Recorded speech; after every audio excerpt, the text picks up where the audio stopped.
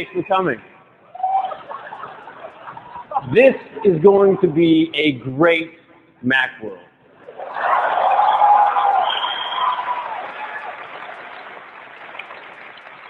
You know, everybody at Apple has been thinking different for the last couple of years. We're selling a lot of computers. But there's something else happening here. The resurgence of Apple. And you're going to see a lot of that today. We've got some great new products. Some really great new products. Some insanely great new products. Some really, totally, wildly, insanely great new products. We have got products that are going to make... That's not me at all. That's not me at all. You're blowing it. Look, you're supposed to come over here, open a water, get the slide clicker, then you can put your hands together. This insanely great thing, we stopped using that 100 years ago. You know? I mean, ladies and gentlemen, Noah Wiley.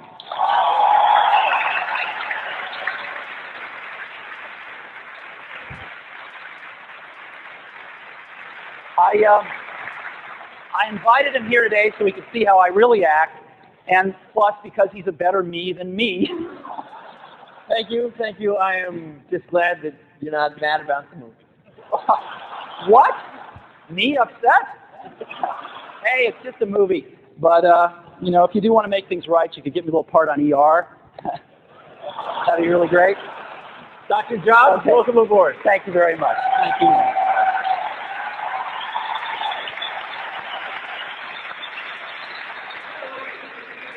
Huh? Are you still a virgin? Thanks.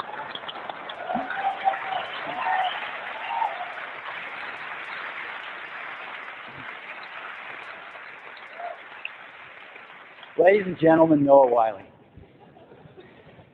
Well, we have a lot to talk about today, so let's get started. The first thing I'd like to do is give you a business update on Apple, and the news is really positive. We just reported our third fiscal quarter profits for the quarter ending in June of over $200 million. And that is our 7th consecutive quarterly profit in a row. So Apple is now on a very, very firm financial footing. In addition to that, we crossed $3 billion in cash. And we feel so strongly about the future of Apple stock as an investment that we announced a buyback program to buy back $500 million ourselves over the next period from time to time. So we're very, very excited about that as well. Another thing that's really key is we've been bringing operational excellence back to Apple. And a great measure of that is inventory. And the way you measure it is how many days of inventory do you still own at the end of each quarter. And as of 2 quarters ago, we set a record for ourselves of 1 day of inventory. Well, how do you top that? Well, we did. We topped it with less than 1 day of inventory, 15 hours of inventory. Now, that's important because the more efficient we are, the more we can save money and pass it on in terms of lower prices of our products. And how does this compare to our competitors? Well, Compaq with 28 days of inventory, the direct twins of Gateway and Dell at 9 and 6 respectively, and Apple at 0.6 days. So we're very, very happy about this. And lastly, very pleased to announce that Mickey Drexler, the CEO of Gap Inc., has joined our board of directors. We've got a great board, and Mickey's going to make it even better. So that's a quick business update. Now I'd like to get on to the products. The first product I'd like to talk about is QuickTime.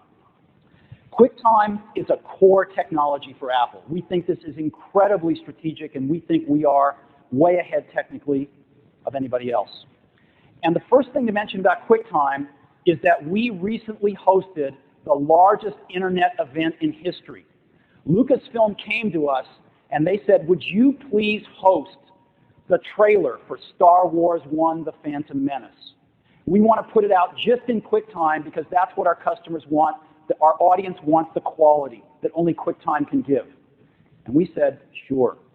Now, we had to build a lot of infrastructure for this. We've learned a ton because over the last few months, there have been over 23 million downloads of this trailer. And everybody tended to go for the highest quality version, which was 25 megabytes.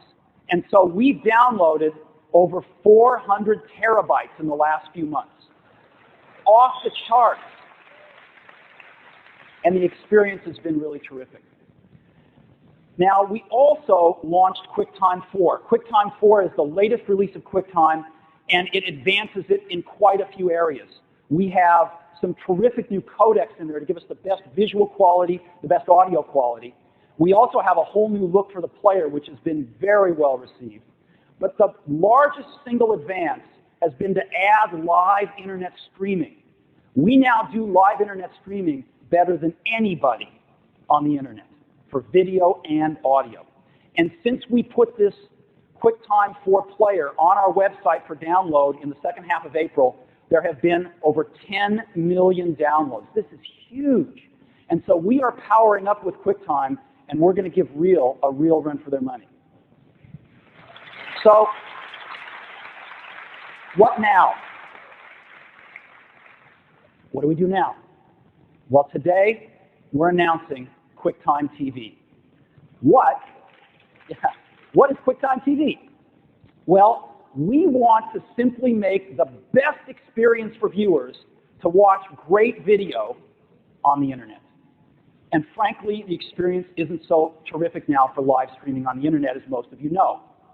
So what do we need to do? What pieces do we need to put in place for QuickTime TV? Well, let's go back to regular TV first. The first thing we need is a television receiver, right? Your TV set. The second thing we need are television stations to broadcast content. But that's not enough, because a television station in California cannot be received out here in New York or vice versa. And so you need a broadcast network to carry these television stations around the nation, or in the case of QuickTime TV, globally around the world. So you need a broadcast network. And lastly, of course, you need content. So these are the four things we've got to pull together to make QuickTime TV. Let's see how we're doing. On the television receiver, we've got the best one in the world in the QuickTime 4 player.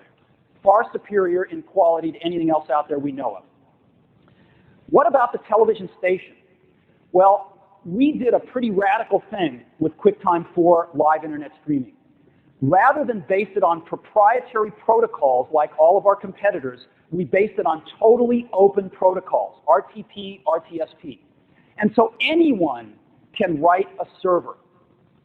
Anyone can become a television station without having to pay us a server tax like they have to pay our competitors. And so in this totally open world, we even went one step further. We wrote a server conforming to these open standards called the QuickTime Streaming Server, and we're giving it away. There is no server tax. And we're giving it away in two forms. We're giving it away to run on Mac OS X server, and we're giving it away under our open source model called the Darwin Streaming Server. You can go to our website and download the full source code with full rights to use this off our website, and 25,000 people have downloaded this. 25,000. It's now running on Linux and a bunch of other operating systems, and people all over the place are starting to ask now, why should we have to pay for server software? Because they don't anymore, and they get higher quality to boot.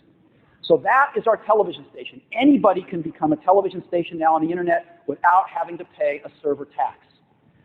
What about the broadcast network? What is that? Well, obviously, that's the internet.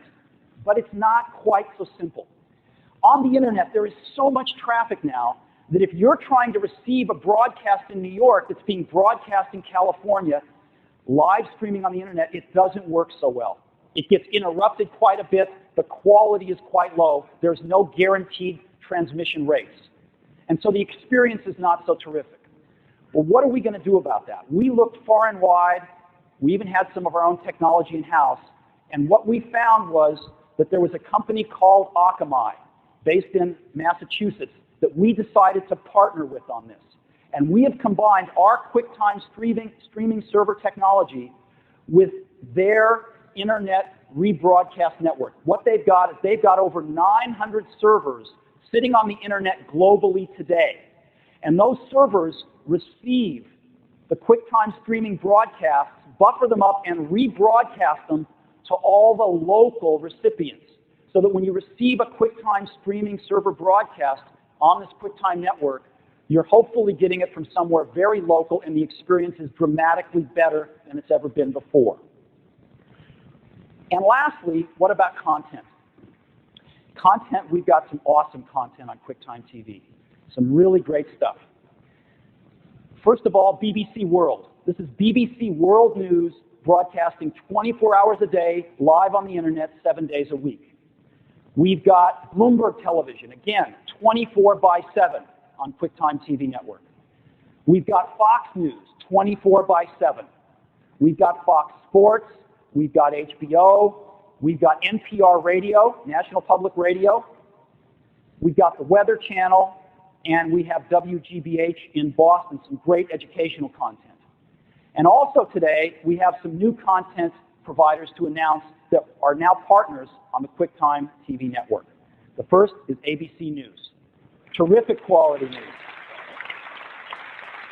Second, ESPN. The third, Rolling Stone has set up their first internet streaming website exclusively in QuickTime. We've got VH1 for music videos. And last but not least, we've got Disney. And Disney has some incredibly great family content that they're going to be rolling out. So we believe that we've got some terrific content, and when you put all these four pieces together, the best receiver, the best software to make television stations with no server tax, the best broadcast network, and we believe the best content, we are off to the races with QuickTime TV. And it will continue to build over the next several months with the goal of bringing the best internet streaming experience to millions of people around the globe. And so what we'd like to do is show you this now. And I'd like to invite Phil Schiller, our Vice President of Worldwide Product Marketing, up on the stage. Phil, come on out here. Phil is going to give us a demonstration of QuickTime TV. Thanks, everyone. It couldn't be anything more exciting than getting the chance to stand up in front of you and show you some of the best internet streaming content. With QuickTime TV, we're just delivering incredible quality. So with the new player, I can open up, as you know, and launch movies. Before we begin with some of the live internet content, if some of you are not in the 23 million people who had a chance to watch this killer trailer we did with Lucas, I'm just going to share a small bit of it to show what QuickTime can do with QuickTime 4 and no one else delivers. So that's what 23 million people have downloaded, the same file, the same quality, just remarkable, remarkable video. Now there's been some fun with that out on the internet. Some people have created some great content. I'd like to take you to another site that has created some internet streaming around the same theme. It's from Weird Al Yankovic. Yes, some of his fans are also Apple fans. Now let me jump ahead a little bit because we don't have time to show the whole thing, get into some of the fun of it. This is coming from Weird Al's website. Now look at that, just amazing quality streaming from Weird Al's website anywhere in the world to right here on stage.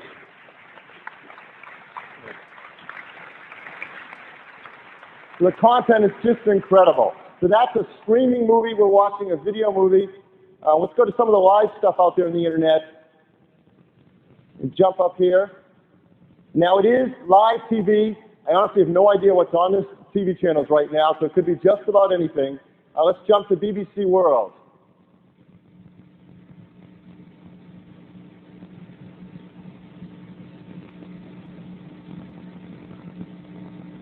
And European Union partners to bring about a lasting peace in the Middle East. I believe that the role of Europe, with Great Britain as a central player in it, could be to create an atmosphere of support that will include our Arab partners and Israel in an... Okay, not the same as Weird Al, but very, very cool. Let's see what's on Fox right now.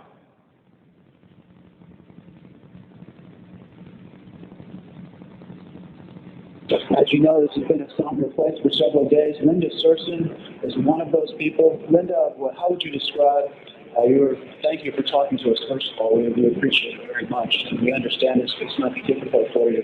How would you describe your reaction to the latest words? Okay, now what I want to do is take you to some of the more fun sites with things like music. Right? As Steve mentioned, we've got people like VH1. We've got other people coming up even live today, adding stuff in their own sites like Warner Brothers with their records, Warner Brother Records and Reprise Records.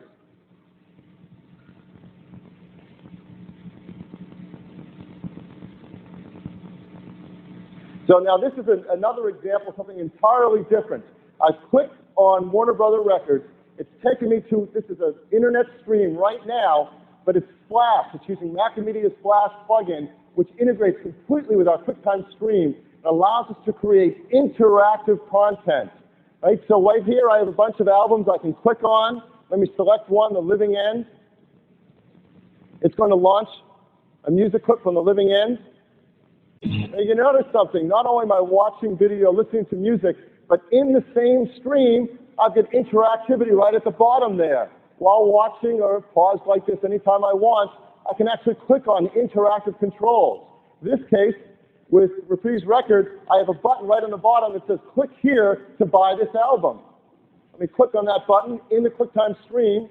It's going to bring up my browser. It's going to take me to their website, right to the page where that album is, where I can go and choose to buy it if I want.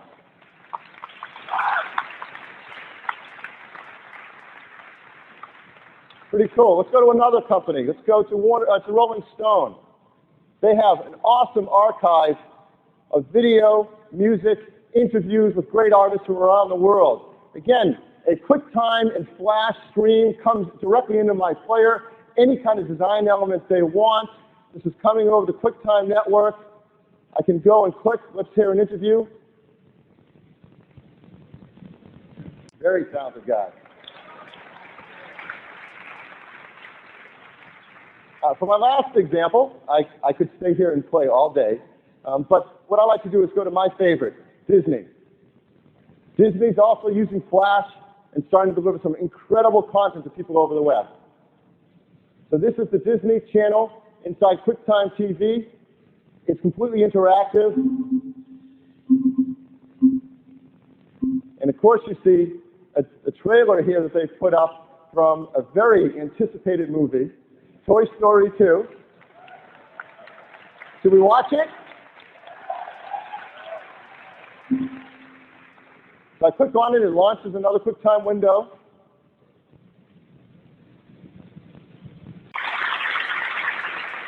So that's just a brief glimpse of QuickTime TV, all the great content coming to you. All of this is live over the internet, nothing stored locally. This is what customers around the world, tens of millions of people can do and watch on their Mac or PC. Thanks, Steve. Thank you, Phil.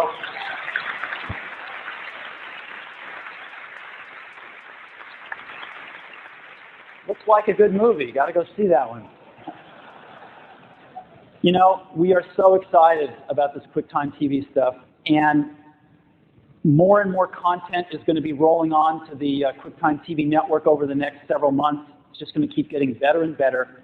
And because QuickTime started out as a technology to achieve very, very high quality, as we get more and more broadband, the quality in QuickTime TV is just going to scale right on up. And the other guys haven't even thought about how to deal with these quality issues.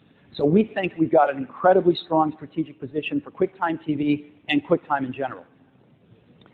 Now, the second thing I'd like to talk about today is macOS 9. macOS 9, we're going to give you a little preview of it today. macOS 9 is the next major release of the Macintosh operating system. It's going to ship in October, and it's got over 50 new features in it. Now, we don't have time to show you all 50 today, so we're going to show you one or two. And the one we're going to focus on is Sherlock 2. Now, for those of you running macOS 8.5, we shipped a feature in it last October called Sherlock. Sherlock, in our opinion, is a revolutionary feature. It allows you to search the internet in a far more powerful and easy way than ever before. You type in natural language what you're looking for, Sherlock figures that out, and then dispatches queries to up to dozens of websites and search engines simultaneously. As the results come back, Sherlock automatically ranks them by relevance, sorts them, and displays them in one window. And it's extraordinarily powerful. But it could be even more powerful. We started to get some feedback that people wanted ways to group target search sites almost the day after we shipped it. But we've gone much further than that in Sherlock 2. And so I'd like to get Phil back up here to give us a quick demo of Sherlock 2.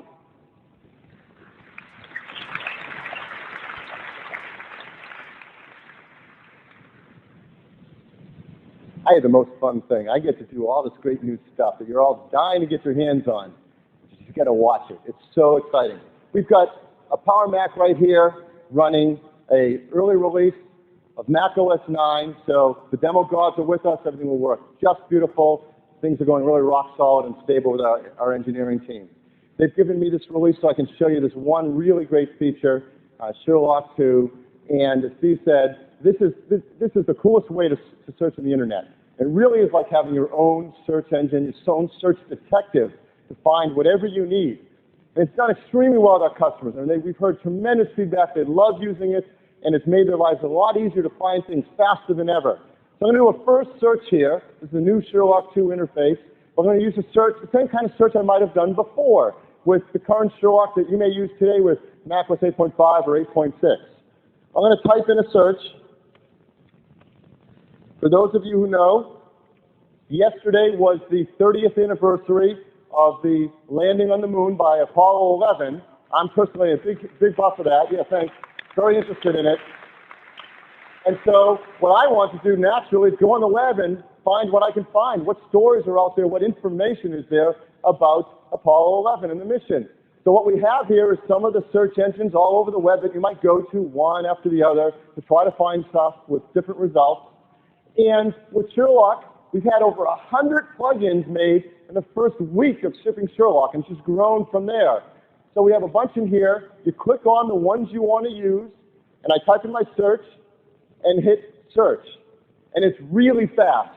Now, Sherlock has just talked to all those different search engines, sent out the proper requests to each of them, even if they handle information differently, brings it all back from all those search engines simultaneously. They all show up in this window with the name of the subject that comes back, the relevancy to the request I sent, and the name of the site or the page that it's at. So you see a whole lot of stuff here. It's found 71 instances out on the web from all different sites relating to Apollo 11 and the mission. So I can just scan it. I can click on one and get a small little bit of information returned right here to see what I might want. I can go to any one of these. I can sort it by name. I can scan down it. I can sort it by site. Oh, let's find all the ones. There's a whole bunch here from NASA you can see. Here's one on photography. Let's click that. I'm interested in mission photography. It launches my web page instantly, takes me right to the website, and sure enough, here's an Apollo 11 website with photography from the mission. Scroll down it, a lot more photography. Here's a photograph from the lunar surface. Just amazing. Within 2 seconds, I can search these sites, find exactly the information I want, have it jump right into my browser and take me wherever I want to go. It's all done in one simple interface. Now, all of that could be done with the current Sherlock. So if you haven't done that, you can go back, explore Sherlock, and learn to do these things. It's so simple. But with Sherlock 2, we wanted to take it to the next step.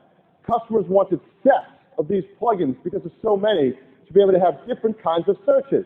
And that got us thinking.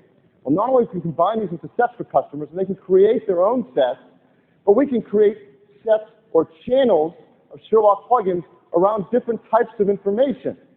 So one obvious type of information is news. So I have a couple here. I've selected CNET and CNN, and now we do the same search, Apollo 11 mission. Well, let's go to the news sites and see what news is out there. So it goes and talks to both of those sites, gets back the news in just a couple seconds, anything about the Apollo 11 mission. And now you see we've changed the columns. Because if it's news, one of the things you want to know is date. You know, how fresh is this news? And you should see there's a lot of news about Apollo 11 mission in the 30th anniversary. Let's just pick the top one it came back with. CNN, launch the browser, go right to the page, not through the site, click around on it, right to the page, and sure enough, the top result, recent news as of yesterday, Apollo 11 mission. You can go click on another one. Oh, let's see. Giant leap, 30 years ago today. Go back to CNN. And sure enough, here's a story about the launch 30 years ago today. You can explore, read all about it, keep on searching.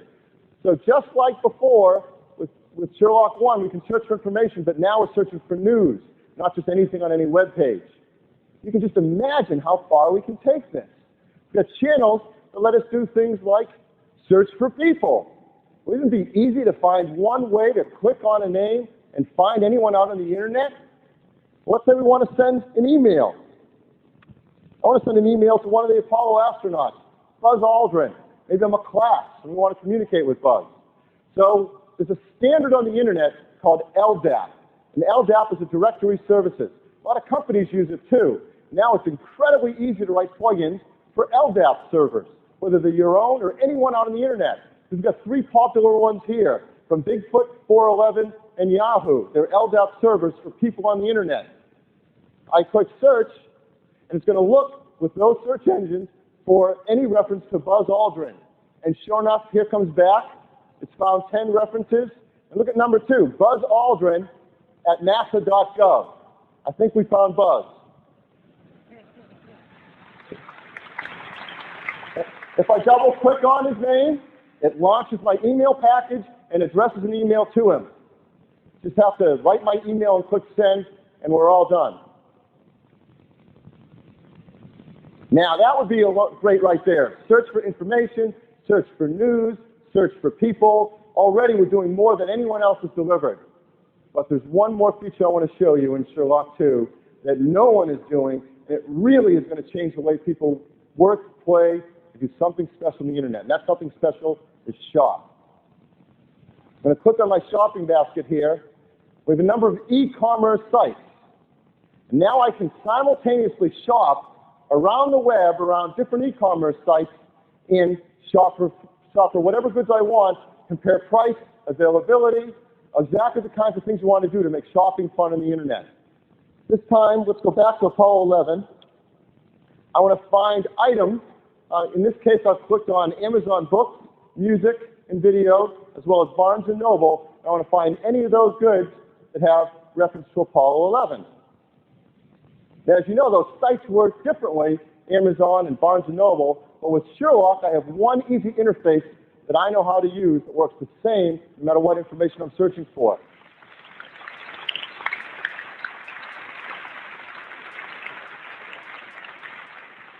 Now look what Sherlock 2 has done. It's not only brought back the results, but it's presented a new list of information. The name of the item, the price, and the availability. Just what I need to know to shop.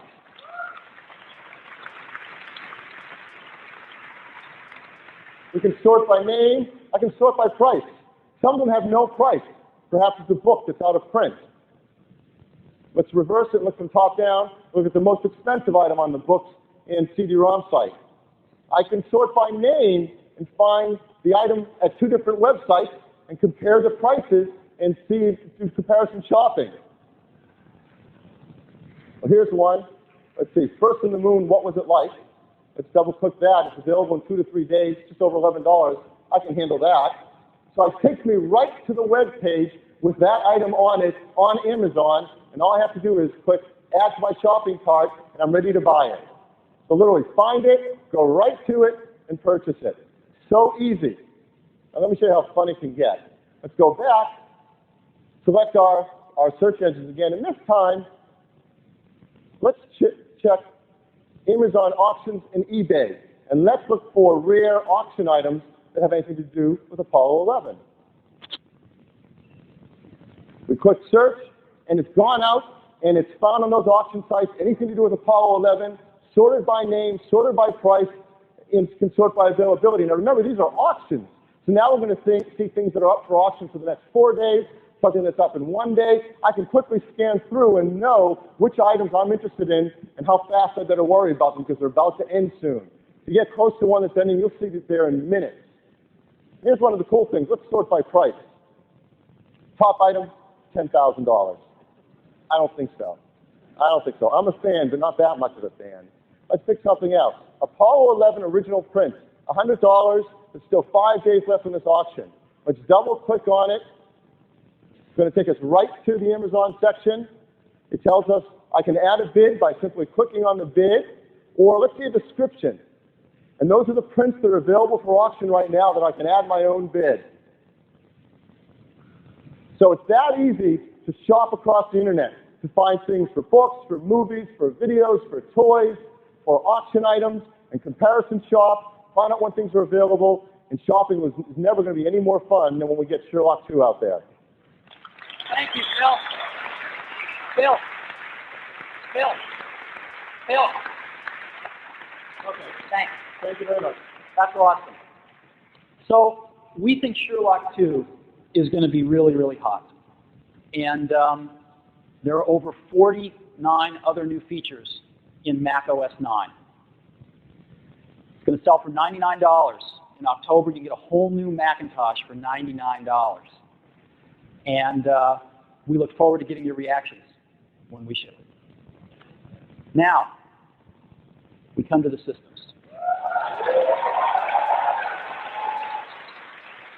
As you know, we defined a very, very simple product strategy.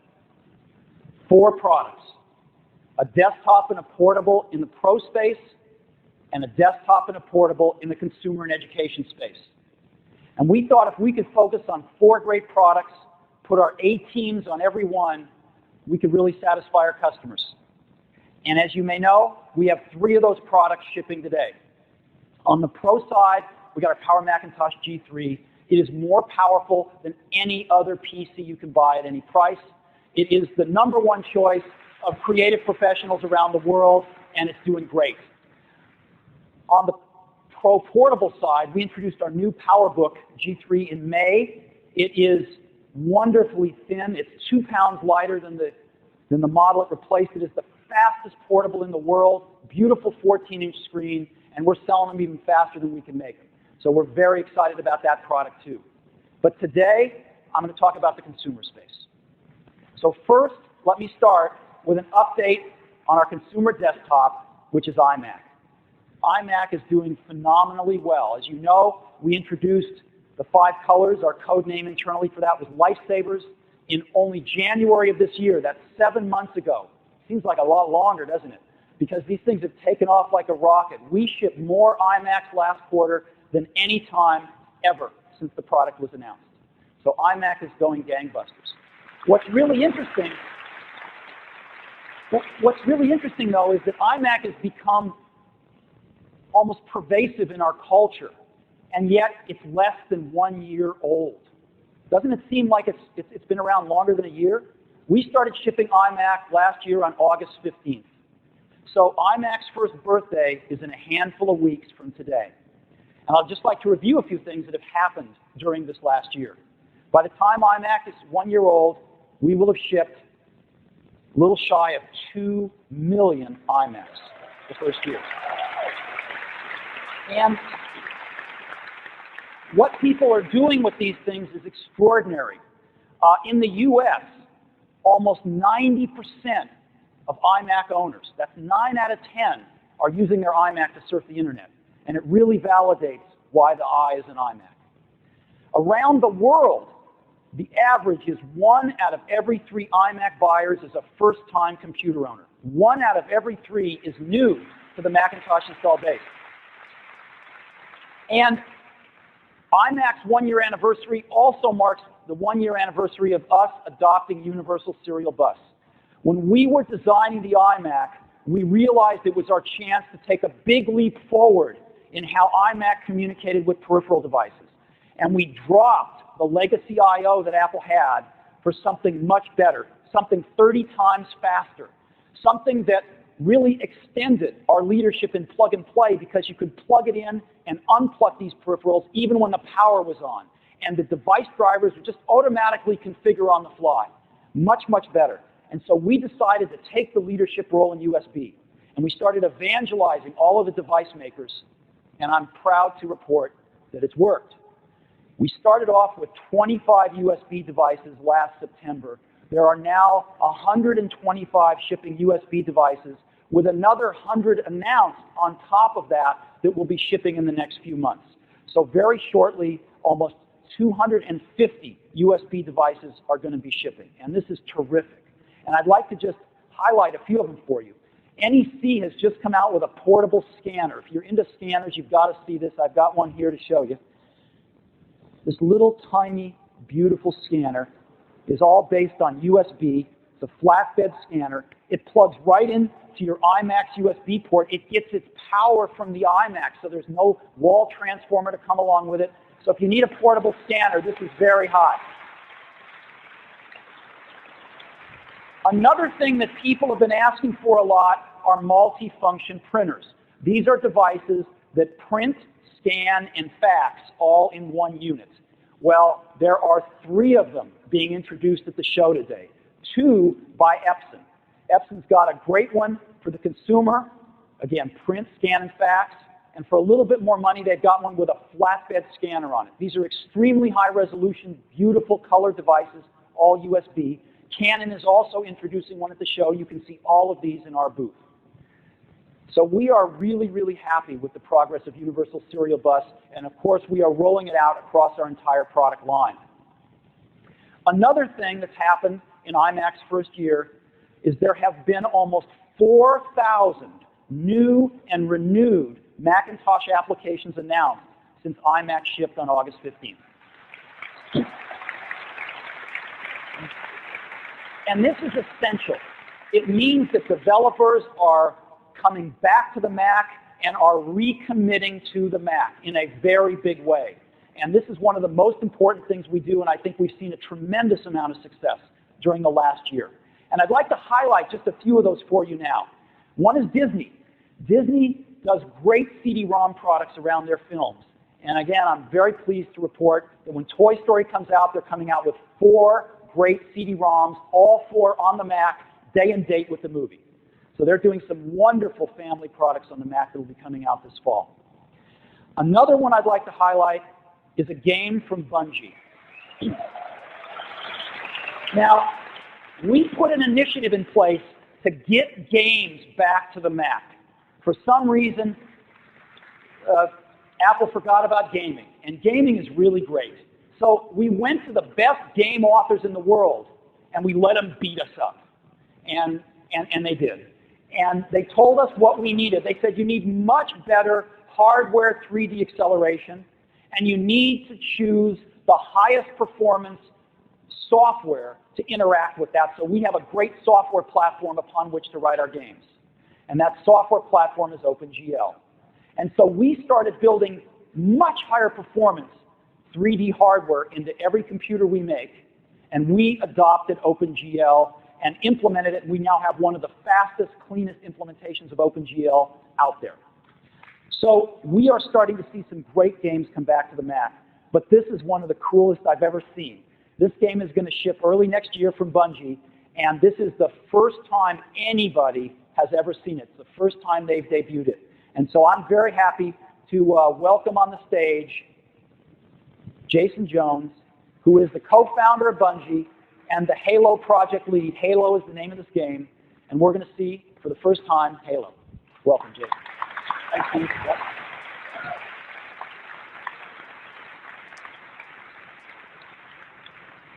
So, our game's called Halo. Like Steve said, nobody's seen it before. This is the first time we've ever showed it in public. Halo's an action game, so you'll be able to play it by yourself, even better, be able to get on the internet, play it with your friends online. Our multiplayer games can be heavily focused on cooperative team play rather than playing as an individual. QuickTime's really cool, but what I'm about to show you is not a QuickTime movie. Everything you're about to see is being rendered in real time on a Macintosh using OpenGL.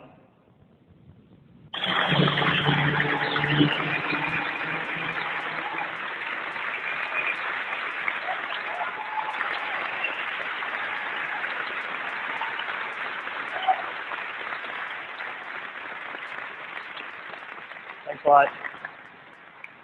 Halo's still a work in progress, and when it comes out first half of next year, it's going to be even better. Thanks, everybody.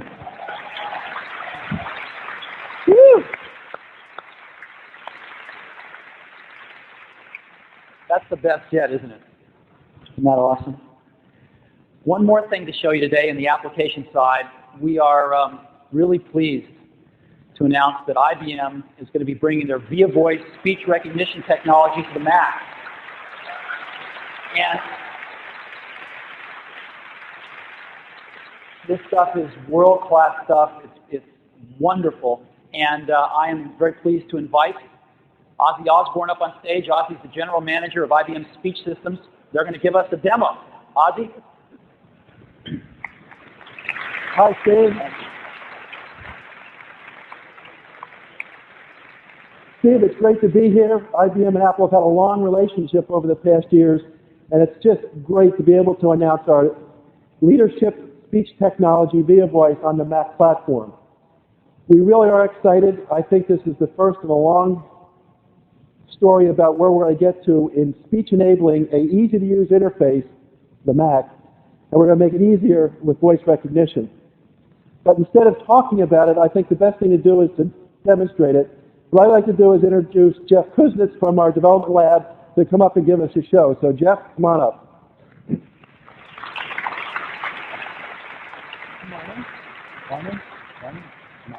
Good morning. Okay, okay, I guess first thing first, put the microphone on. You'll notice it's a really cool microphone. It was actually specially designed for VIA Voice for the Macintosh, and of course color coordinated to go with the Macintosh.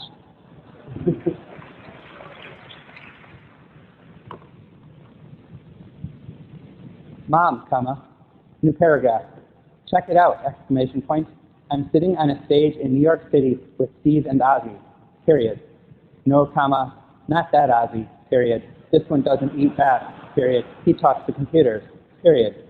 And that's exactly what I'm doing right now, semicolon. Sitting here talking to a blue Apple Macintosh using VIA Voice for the Macintosh, period.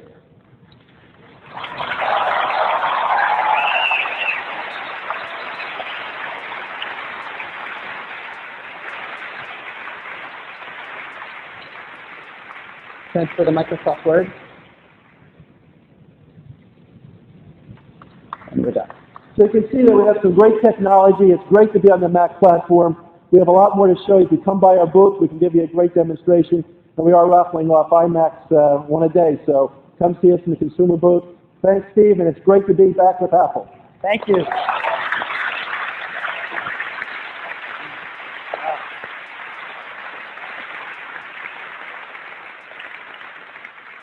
How hong to you too, Ozzy. It's an IBM greeting. Okay. So, almost 4,000 new apps in the last year.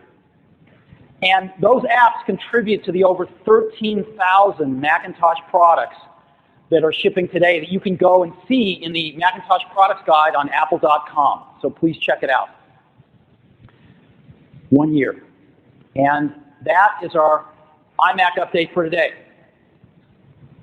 which leads us to this blank square. There's been a lot of speculation about this, a lot of rumors, and I get to end them today. We're going to introduce our consumer portable machine. So we've been working really hard on it, and I hope you like it. So we went to our customers. We went to our consumer and education customers and said, what do you want in a portable? What precisely is it that you want? And we listened very carefully. And when you added it all up, what they wanted was an iMac to go. They loved iMac. They wanted an iMac to go. Could we make an awesome iMac to go? And we have done that, we hope. So first of all, what are we going to call it? Just so we have a name to refer it by. Well, as you know, we tend to start our consumer products with the prefix I, and our pro products with the prefix power. We tend to end our desktops with Mac, and we tend to end our portables with book. So since we're such logical folk, iBook is the name of this product.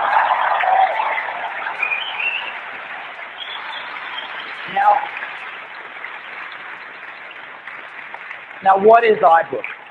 Well, as you know, we care a great deal about displays, and displays are never more important than they are in a portable. The display is your window onto your software applications, and it's your window into the internet. And a lot of portables, especially the consumer portables out there, have really poor displays. We want to set the bar even higher. We're putting in a 12.1-inch full TFT display. It's a gorgeous display that is great for not only still images, but moving images and video. And that's a full 800 by 600 resolution with millions of colors. But we didn't stop there. We built in the fastest graphics ever in a portable. Faster graphics than you can get in any Wintel portable at any price. Secondly, we've built in a 300 megahertz G3 processor. This thing is really, really fast. It's a rocket ship. As a matter of fact, this thing is the second fastest portable in the world. It is faster than any Wintel portable at any price, and it is second only to our venerable PowerBook. Third thing, we built in a CD-ROM because our customers want to be able to load applications in very easily, and our developers want to be able to sell applications very easily. 32 megabytes of memory, expandable to 160 megabytes, 3.2 gig hard drive. We built in a full complement of communications to this thing, a 56K modem in every single unit, USB in every single unit, and 10100 Ethernet in every single unit, which is unheard of in the consumer marketplace. And we built in a full-size keyboard. If you've ever tried to type on one of these dinky little keyboards, you know how valuable this is. And then we get the battery life. With all of these features, with this 300 megahertz G3 processor, with this gorgeous 12-inch screen, we still wanted groundbreaking battery life. We wanted battery life so good, you'd never have to buy a second battery. You don't have to bring your charger to school all day long or carry your charger a lot of places that you've had to in the past. And our engineering team has really come through on this. With these incredible features, 12-inch screen, super fast processor, all this communications, we have achieved 6-hour battery life on this product. So you've got an all-day battery life product now that you don't have to take the charger with you during the day. And that's what we were shooting for. So that's iBook.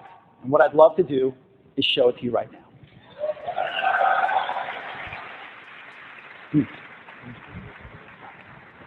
It's really beautiful. This is what it looks like. Okay. And it's got some beautiful features on it.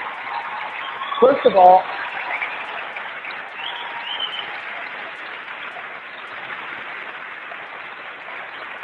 this is the front of it, and this is the back.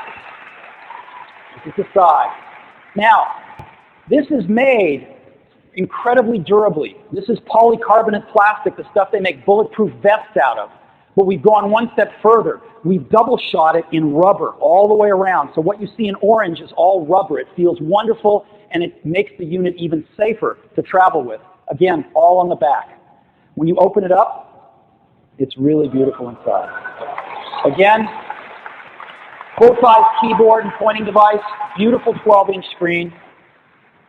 Here's the communications.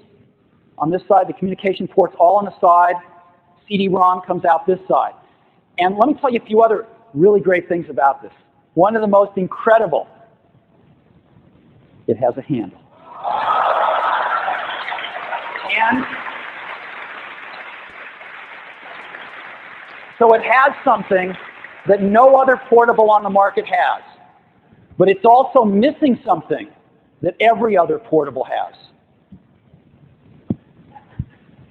Notice anything missing? A latch. There's no latch on the iBook. It works like your cell phone to beautifully close and stay closed and yet lift just by your finger. It's really beautiful. And we are going to be offering these in 2 colors, tangerine and blueberry. And they're both really, really beautiful. Thank you. So, let me show you some slides on this so you can get an even better look. Thank you.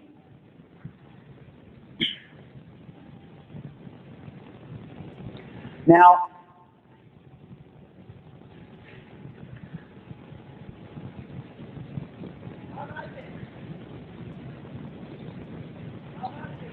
So this is what we're up against, remember. This is the #1 selling consumer notebook in the world, right? And this is iBook. It's really, really beautiful. This is the front. This is what it looks like open. This is the back, which is even more beautiful than the front of the other guy's computer. This is the side, and again, you can see that double-shot rubber cutting across. Let me show you the CD-ROM, how it pops out. Isn't that nice? Just pops out of there. And let me show you the other side. This is the communications ports. We've got a modem, Ethernet, and USB coming right out the side. No doors to open or anything else. We've also got the handle, right, which is really nice. And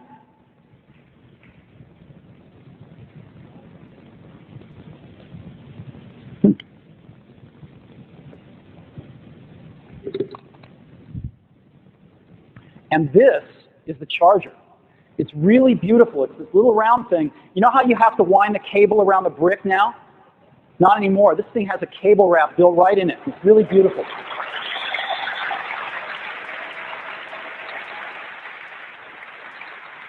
And so, again, we're going to ship iMac in tangerine and blueberry, 2 wonderful colors. You'll be able to see them out in the booth. They're really, really great. So what are we going to price this at, and when is it available? We thought a lot about pricing. You know, with this complement of features, again, iBook is faster than Wintel notebooks that you could pay $3,000, $3,500 for. It's got a beautiful screen on it. It's got communications like Ethernet built in that you'd never find in a consumer notebook. IBM's cheapest consumer notebook is $17.99, but if you really look at something that's comparable in features, it's over $2,000. And we knew we probably could have sold most every one we made for over $2,000. But we've decided to price this within reach of our education customers and our consumer customers. We're going to price it at $15.99. Yeah. And it'll be available this September in volume. So $15.99 this September in the stores. And you can order them today right on the Apple Store or through your favorite dealer. We are accepting orders as of today on the store and in the channel. So this is iBook. And it's really great. And what I'd love to do, and of course this completes our product matrix, right? We finally now have all 4 products in the grid, and we're going to be shipping all 4 of them by September, and we're really excited about this. So I've got a few television ads, if you'd like, that we're still working on, but I'd love to get your opinions on for iBook if you want to see them. You want to see them? Okay. So here's what I want. I'll show them. They've got a few seconds of space in between, and after you see them, I want to do an applause-o-meter, right? So you can applaud in the meantime, but afterwards, remember your favorites, and I want to get back your opinion on the favorites. So let's go ahead and run the TV ads now.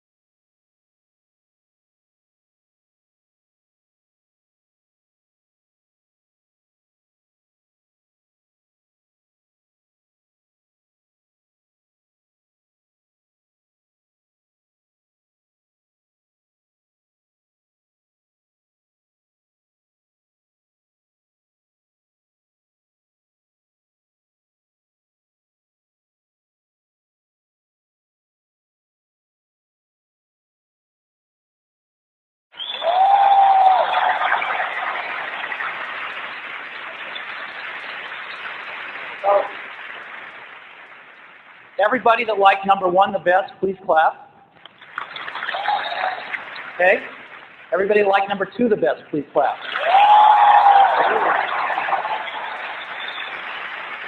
Okay. Everybody that liked number 3 the best, please clap.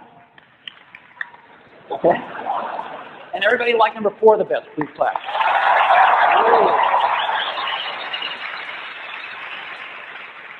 There were 2 clear favorites there.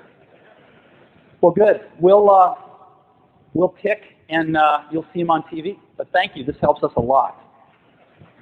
So that is iBook. Well, but there is one more thing. There is one more thing. Let me just show this to you for a minute, okay? Can you come on up here? I just want to show you this working. And I've got one here that's actually working here. And let's see here now. So this is coming up out of sleep mode. Let's get the lights down so we can get a nice picture on the screen. So you see my browser here? There? Yeah, there you go. So I'm just going to go to Apple's website here. Hold on. And I want to show you the quality of the display. Can you see it up there okay? Yeah, let's get the lights down a little more. You can zoom in on it if you want to. There you go. There's Apple's display, and we even have a webcast going, actually, that you can go to now. It's pretty cool. So, now it's taking a while here for me. I'm going to go somewhere else. I don't want to wait. I'm going to go to CNN Interactive here and see what's on CNN. There's CNN, you can see. And maybe I'll go to Disney here. You know, I can come on over here. Let me show them show these guys how it works. Come on over here. You want to sit behind me there? Yeah. So I can just go to Disney.com here.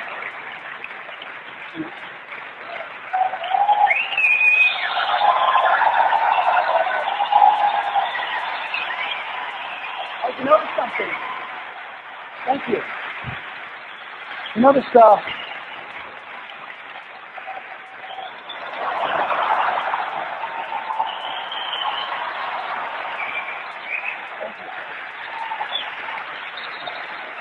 no wires. No wires. What is going on here? We are really excited to announce, in addition to iBook, Airport wireless networking. We looked at all of the networking technologies out there beyond terrestrial Ethernet. We looked at the phone line stuff that Intel and others are doing that runs at a megabit per second and obviously keeps you tied to the plug. We looked at the power line stuff, again, very slow and tied to the plug. And wireless was the only thing that would free you from these doggone wires. And we decided to go for it. And we are so excited about this. Airport wireless networking. It's a wireless LAN. It runs at 11 megabits per second. And it's based on industry standards. This is 802.11 wireless networking, and everybody is jumping on board with this thing over the next 6 to 9 months. So all sorts of devices are going to be able to interact with airports. We're just going to be there first and best. And the specification also incorporates quite a bit of privacy protection, so everything you send out is encrypted. A lot of privacy. We've worked with Lucent on this for the last 18 months, hand in hand, to marry their wireless technology with our ease-of-use technology and to bring the cost of this down for people, because this stuff has been pretty pricey to date. So Airport, what is it? This is the first thing. This is the Airport base station. And it looks like this, right like that. And so the Airport base station is really cool. You can look at the back of it here. It's got a 56K modem built in, so you can plug it into a phone line for a modem connection. And it's got Ethernet built in, so you can hook it into a DSL modem, a cable modem, or a terrestrial Ethernet. And it takes over from there and gives you the wireless base station. So what about the computer side of things? Well, iBook is the first computer ever designed right from the start to be optimized for wireless communications. And so right in every iBook are 2 built-in antennas. When you're doing wireless, having very high-quality antennas placed just perfectly in the product is what gives you the high data rates and the range. And we have built them in the perfect place in every single iBook. Then we have an airport card, a small little card, and the iBook is designed to accept it. So let's take a look at that. As you know, Apple pioneered this way of adding memory without taking your whole portable apart through simply lifting the keyboard.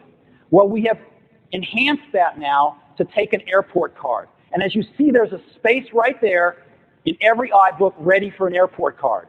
And you can drop one in, just like that, and connect the cable that comes from the antenna. Right? You saw that? I'll go back. Just connect that cable and push it in. And now your iBook is airport functioning. You are on the wireless network. All the software detects the airport card and automatically sets it up for wireless networking without going through hours of configuring your computer. It all happens automatically. This has been a major effort on the part of Apple's hardware and software engineers and also Lucent. Now, up to 10 iBooks can share one base station. And they can do it, and they can do it from 150 feet away. That's half a football field. Half a football field. That's bigger than anybody's house I know other than Bill Gates. And he can afford to buy 2 base stations. So I think we're covered. So this is going to be a revolution in the classroom and in the home for portable networking.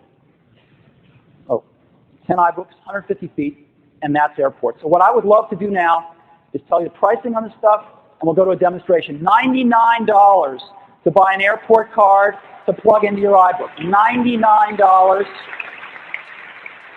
And the base stations, which have traditionally cost many, many hundreds, if not over $1,000, $299. So we are bringing the cost of wireless networking down, going right out of the chute with 11 megabits per second, and we think we're going to blow everything else out there away. This stuff is shipping in September with the iBooks. And I've got one last TV ad I'd love to show you about Airport, if I can. Let's run it.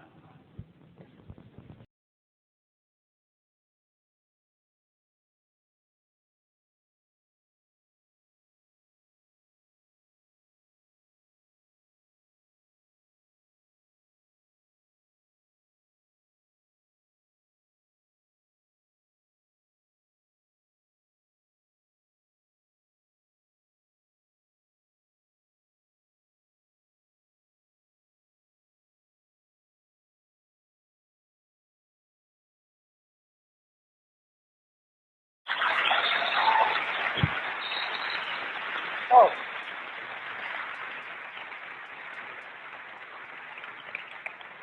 We can't help ourselves. So what I would love to do now is show you some of this stuff. I'd love to show you, I've got an iBook over here, and I do have a few wires on it hooked up to simply the a video out and up to the headphone jack so you can hear. But other than that, I'm totally wireless. And so let's go ahead and I'm waiting for the unit to wake up here.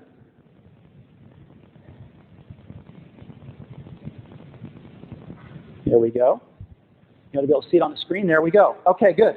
So the first thing I'm going to do is, as the unit finishes waking up, I'm going to go ahead and run Internet Explorer. And this, again, all wireless. We've got some base stations set up in here. And I'm going to go to part of Apple's website that's got some movie trailers in my browser. And so my browser is going to take me there. And we've got a James Bond trailer here.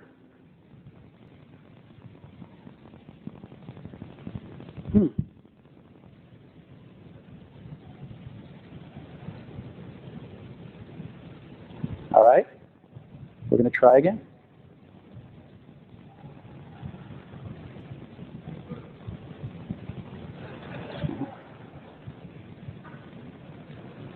Whoa.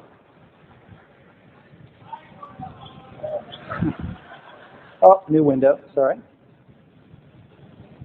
No? What is going on here?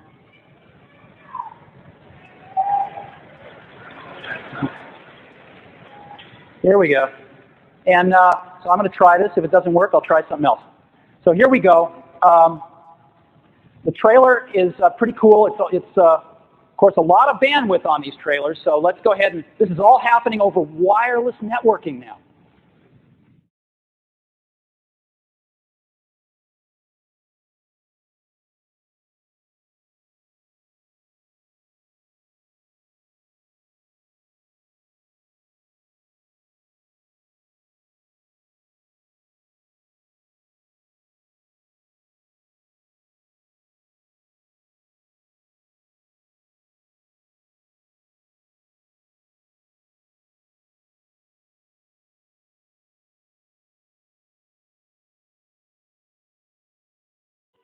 You get the idea. Over wireless networking. Now what I'm going to do is I'm going to bring up a QuickTime player and go one step further. Let me show you full internet streaming, completely wireless. So here is BBC World News, internet streaming over QuickTime TV using...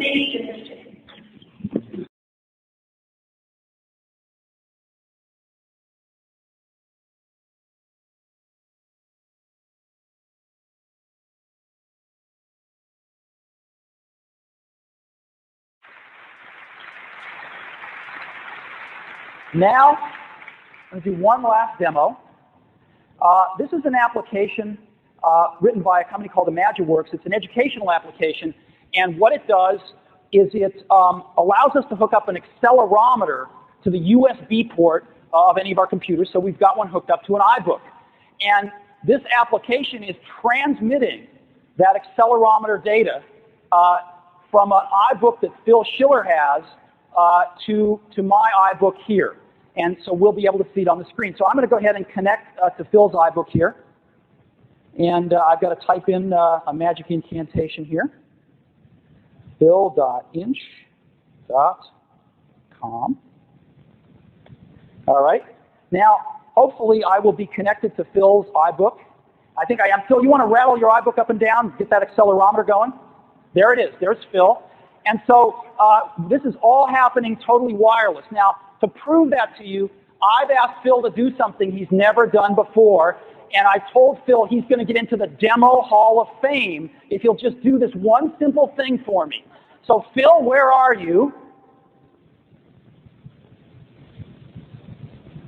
Hey guys. There he is. So tell us what here. I've got the iBook. It's got the accelerometer attached to it, and this couldn't be a better place to prove it's really wireless. I am up here.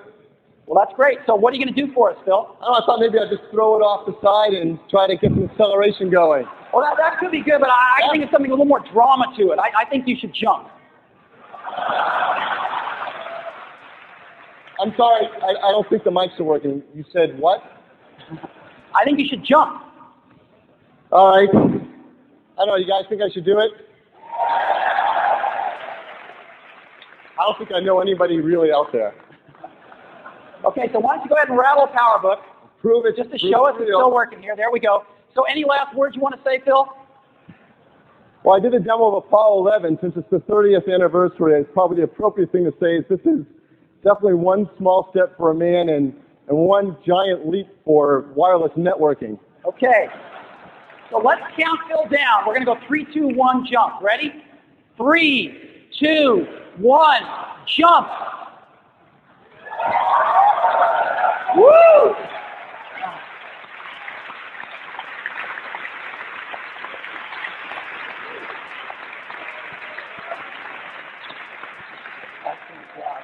Big hand for Phil here.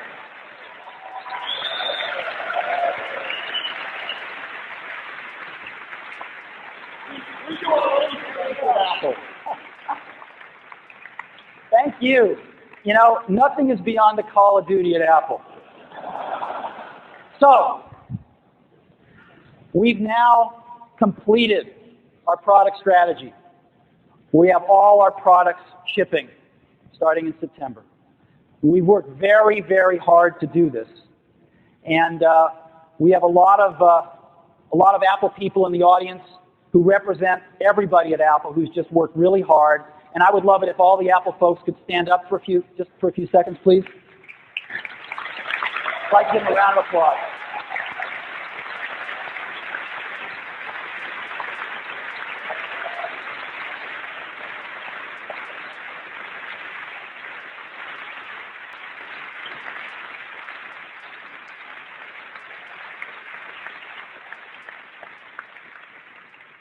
Phil and I get to stand up here and have all the fun, but it is a real privilege to be working with the executive team that we've got at the company, which is the best I've ever worked with in my life, and all of the incredibly talented and dedicated people at Apple that are working really hard to make some incredibly cool products for you.